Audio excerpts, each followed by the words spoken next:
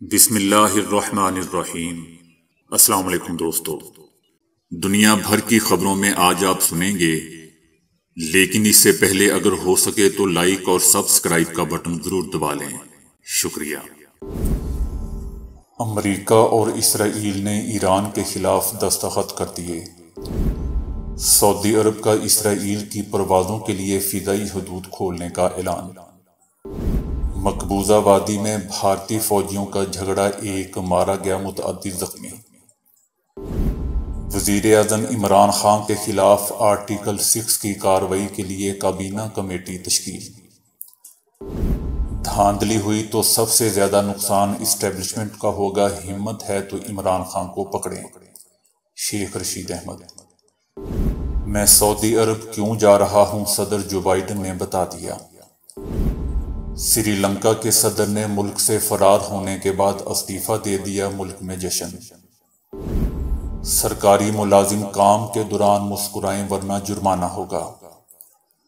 شہباز شریف کے بیٹے سلیمان شہباز اشتہاری قرار۔ تو آئیے چلتے ہیں اب خبروں کی تفصیل کی جانب۔ امریکہ اور اسرائیل نے مشترکہ اعلامیے میں دستخط کر دیے ہیں، جس میں ایران کو جوہری ہتھیاروں کے حصول سے روکنے کا ارادہ ظاہر کیا گیا ہے۔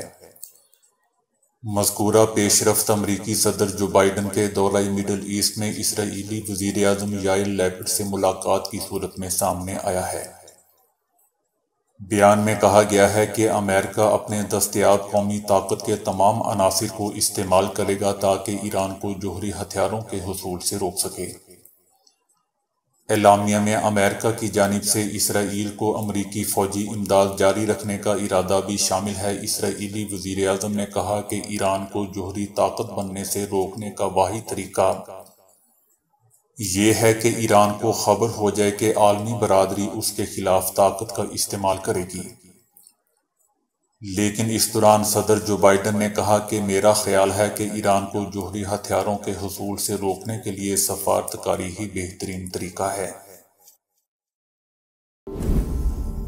سعودی عرب نے اسرائیل کی پروازوں کے لیے فضائی حدود کھولنے کا اعلان کیا ہے۔ سعودی جنرل اتھارٹی آف سول ایوی ایشن کی جانب سے جاری بیان میں کہا گیا ہے کہ ملک کی فضائی حدود اب ان تمام فضائی کمپنیوں کے لیے کھلی ہے جو اوور فلائٹس کے لیے بین الاقوامی کنونشنز کے تحت ان کی شرائط کو پورا کرتی ہے، جن کے مطابق سول طیاروں میں کوئی امتیاز نہیں ہونا چاہیے۔ اسرائیل سے آنے اور جانے والی چند فلائٹس کا سعودی عرب کی فضائی حدود سے نہ گزرنا پروازوں کے دورانیوں میں اضافے اور زائد ایندھن کے استعمال کا سبب بن رہا تھا۔ سعودی عرب کے فیصلے سے اسرائیل سے آنے اور جانے والی مزید اوور فلائٹس کی راہ ہموار ہو جائے گی۔ امریکی صدر جو بائیڈن نے سعودی عرب کی جانب سے فضائی حدود کھولنے کے فیصلے کا خیر مقدم کیا ہے۔ مقبوضہ وادی کے ضلع پونچھ میں بھارتی فوجی اڈے کے اندر فائرنگ کے واقعہ میں ایک اہلکار مارا گیا ہے اور متعدد زخمی ہو گئے ہیں۔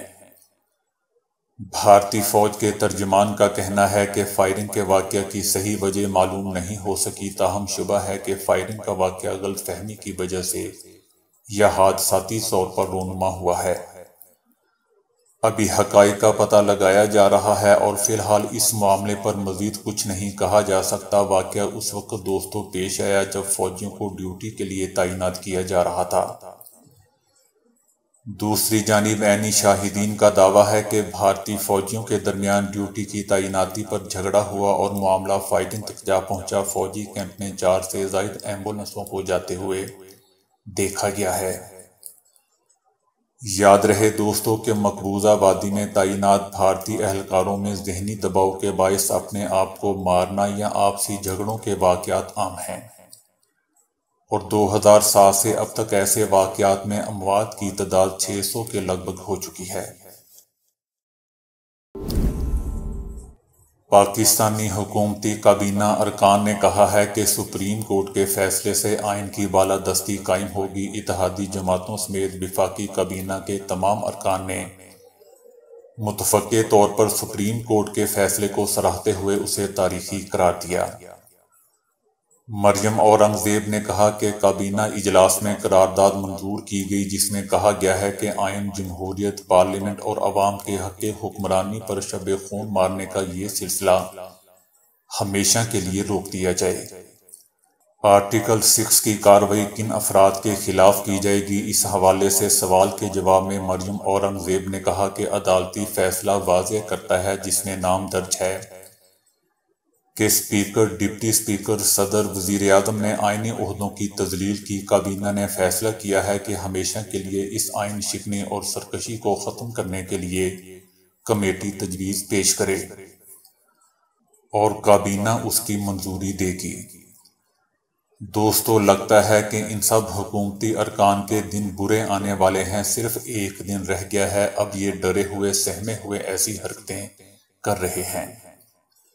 دوسری طرف خواجہ آصف نے کہا ہے کہ عمران خان ملکی اداروں کے خلاف ایسی زبان استعمال کر رہے ہیں جو پہلے کسی نے استعمال نہیں کی۔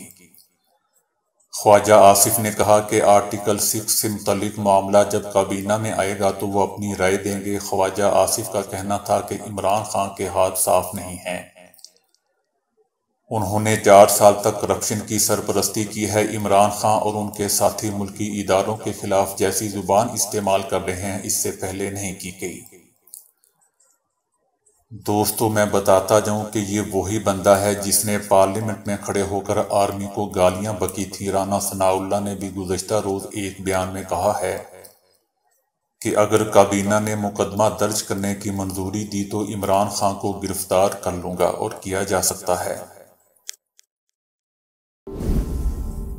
شیخ رشید احمد نے کہا ہے کہ پنجاب کے ضمنی انتخاب میں دھاندلی ہوئی تو سب سے زیادہ نقصان اسٹیبلشمنٹ کا ہوگا۔ اسٹیبلشمنٹ اور اداروں سے درخواست ہے کہ ضمنی الیکشن شفاف ہونے دیا جائے۔ شیخ رشید احمد کا کہنا تھا کہ آرٹیکل 6 کا نام لینے سے پہلے وضو کرنا پڑتا ہے، اور ان سب کو مسٹر مریم اورنگزیب لغاری تک کو وضو کرنا نہیں آتا۔ انہوں نے کہا کہ ووٹ کو عزت دو والے اب کہتے ہیں کہ لوٹے کو عزت دو۔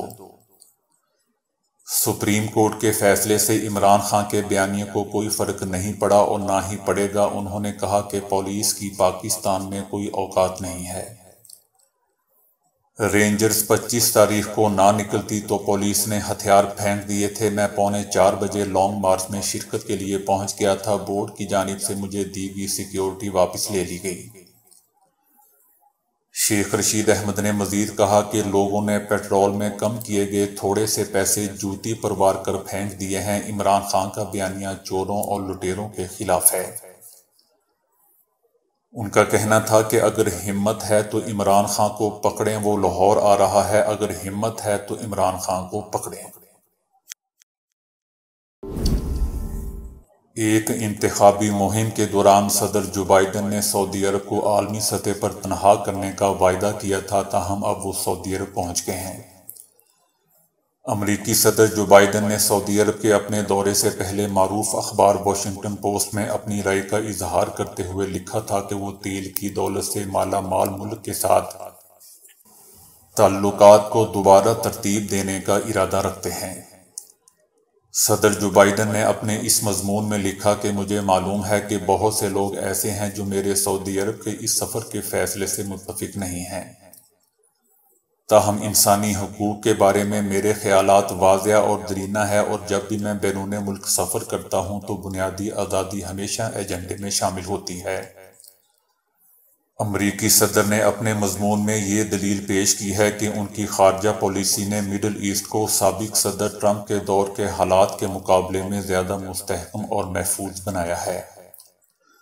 انہوں نے امریکہ کی سلامتی کو روسی جارحیت کا سامنا کرنے اور چائنا کے ساتھ مقابلہ کرنے سے بھی جوڑا، اور یہ دلیل دی کہ ان تمام پہلوؤں سے نمٹنے میں سعودی عرب ایک اہم کردار ادا کرتا ہے۔ صدر جو بائیڈن نے لکھا کہ بطور صدر یہ میرا کام ہے کہ ہم اپنے ملک کو مضبوط اور محفوظ رکھیں۔ ہمیں روس کی جارحیت کا مقابلہ کرنا ہے، چائنا کا مقابلہ کرنے کے لیے خود کو ممکنہ حد تک بہترین پوزیشن میں رکھنا ہے، اور دنیا کے جس خطے پر اس کے اثرات زیادہ مرتب ہوتے ہیں اس کے استحکام کے لیے اور زیادہ کام کرنا ہے۔ ان چیزوں کو کرنے کے لیے ہمیں ان ممالک کے ساتھ براہ راست رابطہ کرنا ہوگا۔ جو اس کے نتائج کو متاثر کر سکتے ہیں۔ صدر جو بائیڈن نے اپنے مضمون میں لکھا کہ ان کے دورے کا مقصد سعودی عرب کے ساتھ تعلقات کو توڑنے کی بجائے انہیں دوبارہ ترتیب دینا ہے، جو گزشتہ تقریباً 80 برسوں سے خطے میں امریکہ کا اہم شراکت دار رہا ہے۔ دوستو، سعودی عرب دنیا میں تیل برآمد کرنے والا ایک بڑا ملک ہے اور توقع ہے کہ صدر جو بائیڈن سعودی عرب پر دباؤ ڈالیں گے کہ وہ گیس کی بڑھتی ہوئی قیمتوں کا مقابلہ کرنے کے لیے یومیہ تیل کی پیداوار میں مزید اضافہ کریں۔ صدر جو بائیڈن نے اپنے انتخابی مہم کے دوران وعدے کیے تھے کہ وہ سعودی عرب کو انسانی حقوق کے لیے جواب دہ ٹھہرائیں گے اور اس کے لیے اس پر دباؤ ڈالا جائے گا۔ اس پس منظر میں ان کے دورے سعودی عرب پر سوالات اٹھائے جا رہے ہیں، تاہم اس وقت امریکہ کو نئے چیلنجوں کا سامنا ہے اور سفارتی سطح پر پالیسی میں تبدیلی اسی کا نتیجہ معلوم ہوتی ہے۔ یوکرین پر روسی حملے کی وجہ سے جب ایندھن کی قیمتیں آسمان کو چھونے لگی تو آخرکار تیل سے مالا مال سعودی عرب ہی نے تیل کی پیداوار کو کافی حد تک بڑھانے میں مدد کی۔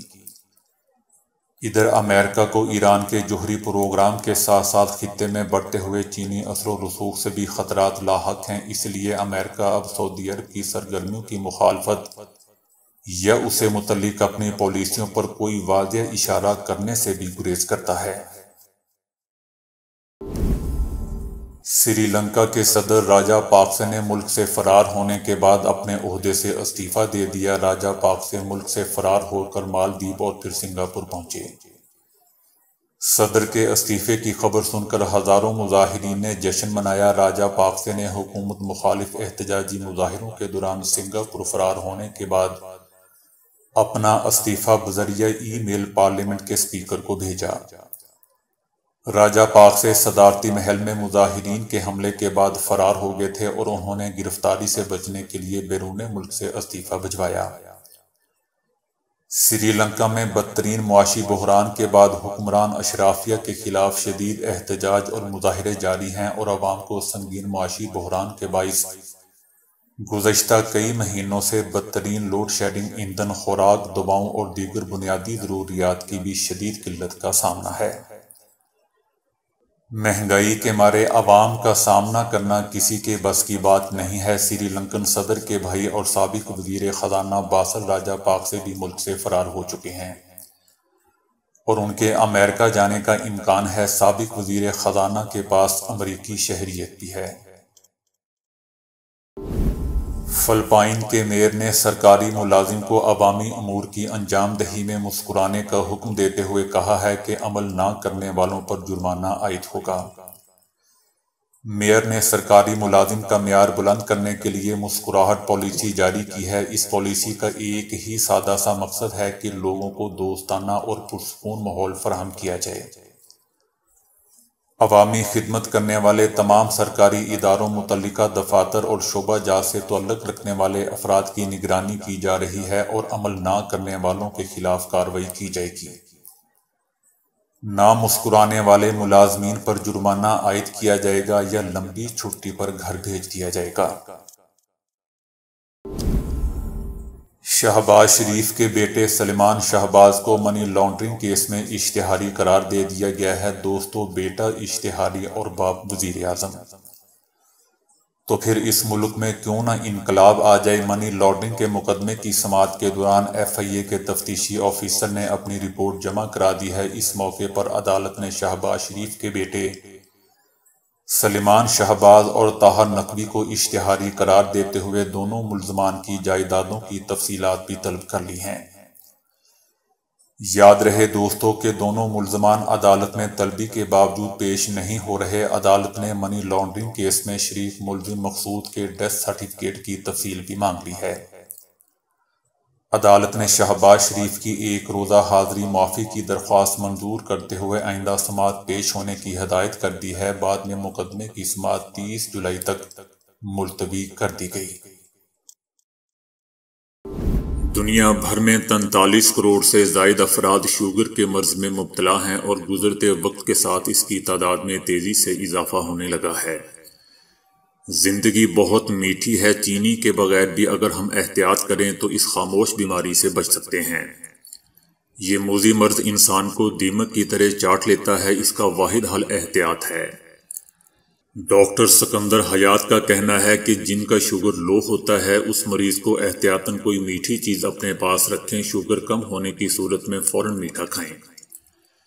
جبکہ شوگر کے مریضوں کے لیے سب سے اہم بات یہ ہے کہ وہ اپنے پاؤں کو زخم لگنے سے بچائیں، کیونکہ شوگر کے مریض کے لیے پاؤں کا زخم انتہائی خطرناک ہوتا ہے۔ انسولین لگانے کے فوری بعد کھانا کھائیں اور ورزش اور پیدل چلنے کو معمول بنائیں۔ حالیہ ترین امریکی خلائی کھوجی پریزر وینس نے جب مریخ پر اترنے کے لیے اپنا پیراشوٹ کھولا تو سفید اور سرخ رنگ کے اس پیراشوٹ میں ناسا کی طرف سے ایک خفیہ پیغام بھی درج تھا۔ امریکی خلائی تحقیقی ادارے ناسا نے کچھ روز قبل مریخ پر اپنی خلائی مشن پر اس کے اترنے کی ویڈیو اور تصاویر سوشل میڈیا پر جاری کرنے کے بعد اعلان کیا تھا کہ مریخ پر کھلنے والے اس پیراشوٹ میں ایک خفیہ پیغام بھی موجود ہے۔ اسی کے ساتھ عوام کو دعوت بھی دی گئی تھی کہ وہ اس خفیہ پیغام کو تلاش کریں اور پڑھنے کی کوشش کریں۔ حیرت انگیز طور پر صرف 6 گھنٹے بعد ہی فرانس سے ایک ٹویٹر صارف اور سافٹ ویئر انجینئر نے یہ خفیہ پیغام نہ صرف پڑھ لیا بلکہ اس کی وضاحت بھی اپنی ٹویٹ میں شیئر کر دی۔ یہ دراصل امریکی صدر روزویلٹ کی 1899 میں کی گئی ایک تقریر سے لیا گیا جملہ ہے، جو پچھلے کئی برسوں سے ناسا کی لیبارٹری کا نعرہ بھی ہے کہ عظیم کاموں کی ہمت کرو۔ تصویر میں پریزر وینس کا پیراشوٹ کھلا ہوا ہے جس میں سفید اور سرخ رنگ کی لکیریں نمایاں ہیں جو پیراشوٹ کے مرکز سے نکل کر باہر تک جا رہی ہیں۔ ان بظاہر بے ترتیب لکیروں پر غور کیا جائے تو معلوم ہوگا کہ دراصل یہ 4 ہم مرکز دائرے ہیں، جبکہ ہر دائرے میں سرخ اور سفید رنگ ایک مخصوص انداز یعنی پیٹرن لیے ہوئے ہے۔ ناسا کا خفیہ پیغام بھی اسی ترتیب میں پوشیدہ ہے۔ امریکہ میں کی گئی ایک وسیع تحقیق سے معلوم ہوا ہے کہ وزن میں صرف 5% کمی کر کے شوگر میں مبتلا ہونے کا خطرہ بڑی حد تک ختم کیا جا سکتا ہے۔ اس تحقیق کے لیے تقریباً 24,000 مختلف امریکیوں کی صحت سے متعلق اعداد و شمار استعمال کیے گئے، جو 2001 سے 2016 کے دوران 2 بڑے مطالعات کے دوران جمع کیے گئے تھے۔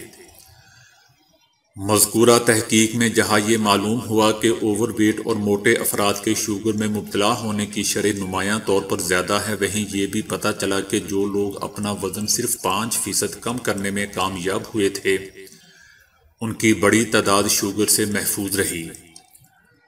دوستو، یاد رہے کہ موٹاپے کو شوگر سمیت درجنوں امراض کی جڑ قرار دیا جاتا ہے۔ تنہائی شوگر اور دیگر امراض کی وجہ بن سکتی ہے۔ پچھلے کئی سال سے طبی ماہرین مسلسل زور دے رہے ہیں کہ روزانہ 20 سے 25 منٹ پیدل چل کر، مناسب ورزش کر کے، متوازن غذا استعمال کر کے اور دوسری صحت بخش عادتیں اپنا کر موٹاپے کے ساتھ ساتھ ایسی کئی بیماریوں پر بھی قابو پایا جا سکتا ہے جو موٹاپے کی وجہ سے لاحق ہو جاتی ہیں۔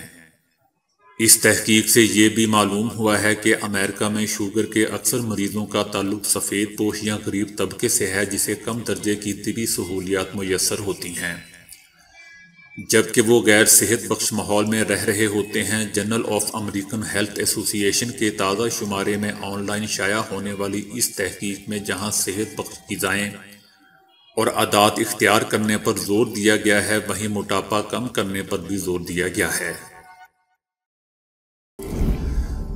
نئے قانون کے تحت مصر کا کوئی شادی شدہ شہری پہلی بیوی کی اجازت کے بغیر دوسری شادی نہیں کر سکتا، تاہم اگر کوئی ایسا کرے گا تو اسے 1 سال قید اور جرمانے کی سزا یا دونوں سزائیں ہو سکتی ہیں۔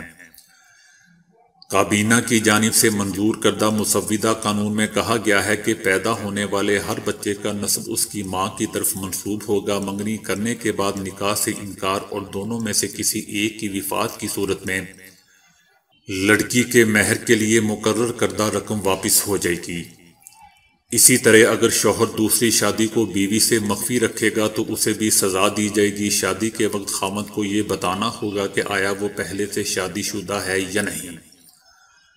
اگر وہ پہلے سے شادی شدہ ہے اور اس کی بیوی ہے تو اس کی طرف سے دوسری شادی کا اجازت نامہ پیش کرے گا اور ان کی رہائش گاہ کے بارے میں بتائے گا۔